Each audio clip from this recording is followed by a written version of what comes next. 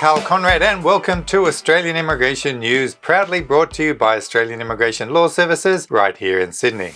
In this week's edition, at last another 189 invitation round. India signs up for the Labour Mobility and Migration Partnership with Australia. Shocking news on how new migrants are underpaid. The new aged care industry labour agreement looks headed for trouble. And the immigration promise refunds proving very hard to obtain.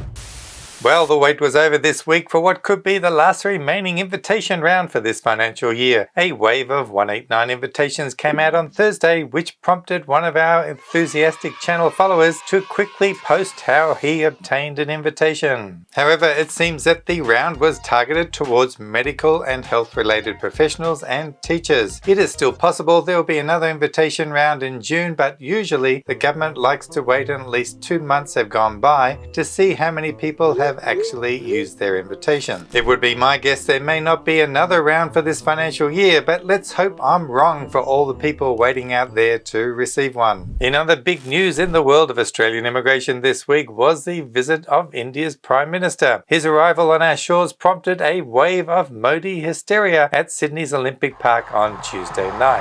A politician with rock star status in front of a crowd of 21,000.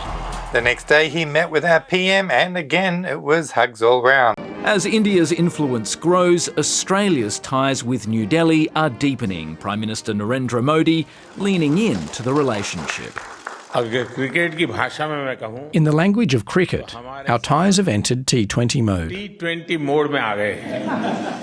At this meeting, the two governments signed a new Labour Mobility and Migration Partnership. This partnership will encourage the movement of students, graduates and professionals between the two countries and offer greater recognition of qualifications obtained in each one. In reality, though, India has already moved to the top of many migration statistics, showing this mobility is already in progress. Indian nationals have overtaken China as the highest number of international students. They make up the highest number of temporary skilled entrants, and they make up the highest percentage of skilled migrants. It has been stressed in the Australian media that we have much more in common with India than we do with China. No doubt that this pattern will continue to dominate. The Grattan Institute released a report this week claiming that 1 in 6 new migrants receive less than the minimum wage, and they are twice as likely as long-term residents to be underpaid. Our new residents being taken advantage of in this country seems to be a never-ending blight.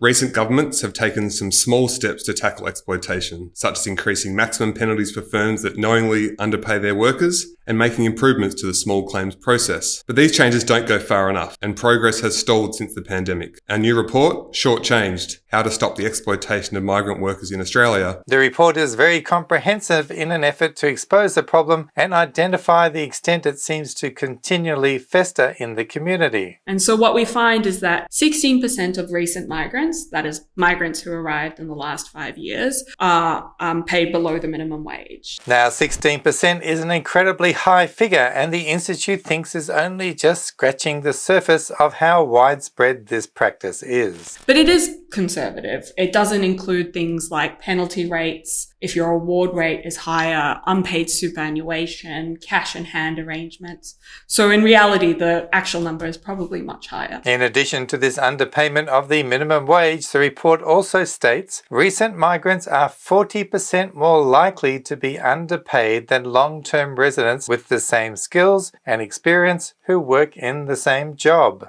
The reason for this is further explained by the Institute's CEO. There's a few reasons here, right? So migrants, naturally, they've come to the country more recently. They're going to have weaker networks to find work. They're more likely to be young. They're more likely to be working in industries like hospitality, agriculture, where underpayment rates are higher. But there's also something about the fact that migrants themselves and the visa rules, if they're a temporary visa holder, that actually increases their risk of underpayment. Because if speaking out means risking getting deported, then you're less likely to do it. To combat these issues, the report proposes making temporary skills shortage visas more portable so migrant workers aren't tied to exploitative employers. It also outlines that compliance and court systems should be beefed up to crack down on bad apple employers, and that migrants need more support in any claims for unpaid wages via migrant worker centres in each state. It's my opinion that visa holders who are brave enough to speak out and report dodgy employers should be offered a new work visa for at least 12 to 24 months so they can find new sponsors or seek other visa pathways. This is the only way visa holders will be willing to stand up against exploitation. In last week's edition, we talked about the new aged care industry labour agreement to help boost the number of aged care workers in the country. The extent of the involvement of the union in this agreement process raised a few eyebrows this week. Now that details have been released, there have been accusations that the migrant workers will be unionised by stealth, as this story in the Financial Review highlighted. With this new industry agreement, businesses looking to join must first gain the approval of the union. The article reveals that as part of the unions giving their blessing, businesses must allow 10 days of paid leave to union delegates so they can attend union training programs. New migrant workers must also be allowed to attend union induction meetings, which the managers of the facilities are not allowed to sit in on. There are real concerns in the migration industry that many aged care centre owners will be reluctant to sign up to such union demands. Clearly, this whole new arrangement is not what everyone expected when the minister announced a new aged care visa system would be developed. If this new labour agreement is the best the government can come up with to meet the acute labour shortages in the sector, then this problem is never going to be solved. Some of you may remember a promise was made to working holiday makers and international students by the former Liberal government that their visa application fees would be refunded if they entered Australia between the 19th of January and the 19th of April 2022. Today, we're opening up an opportunity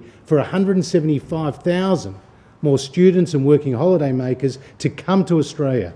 We're putting out the welcome mat to 175,000 students. Well, after the welcoming mat was rolled out, the wait time to get these promised refunds has been far less welcomed. According to an SBS article, 16 months on after applying for refunds, the government is still holding back on 30,000 visa holders. This seems amazing since the government computers know when people come to the country and what visa they enter on. In fact, it should be able to issue refunds automatically without people even having to apply for them. Perhaps they are just hoping a large percentage of visa holders will not be aware they are even eligible and therefore not even ask for a refund. Now for a quick tip for 491 visa holders. The last financial year you're going to be able to use to prove your income for the permanent resident visa must be over before your 191 visa application is lodged. For example, if your 491 visa happens to expire on the 25th of June 2027, then you will not be able to include your income earned after the 1st of July 2026. This means that the last relevant taxable income year you can use for your PR requirement will end on the 30th of June 2026. The 491 visa is only valid for 5 years and you must have 3 relevant income tax years completed at the right gross income before your visa expires. Well, there may not be earth-shattering law changes each week to report, but still I'm always surprised by how many migration topics there are to highlight. So stay tuned for next week's riveting edition. If you need professional advice in the meantime, book a time on our website or just pick up the phone. As always, take care out there and I'll see you next time. So bye for now.